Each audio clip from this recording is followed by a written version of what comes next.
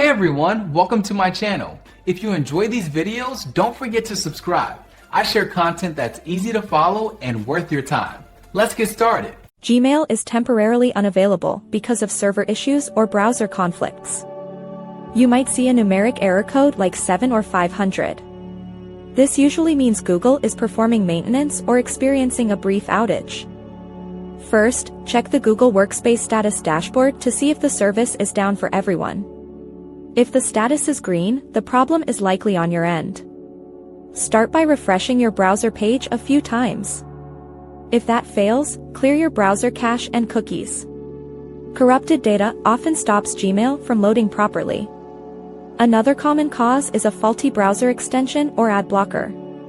Open your email in an incognito or private window to test this. If Gmail works there, you need to disable your extensions one by one to find the culprit. Your internet connection might also be unstable. Try switching from Wi-Fi to a mobile hotspot or restart your router. Sometimes a VPN can block Google's servers, so try turning it off. Make sure your browser is updated to the latest version for the best compatibility. You can also try logging in from a different device like your phone or a tablet. If none of these steps work, you might just need to wait it out. Most temporary errors are resolved by Google within an hour. Avoid repeatedly trying to sign in, as this can sometimes trigger security locks on your account. Stay patient while the servers sync back up with your local data. These simple fixes should get your inbox back up and running in no time at all without needing professional tech support.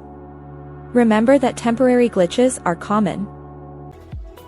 Thanks for watching. Please like and subscribe.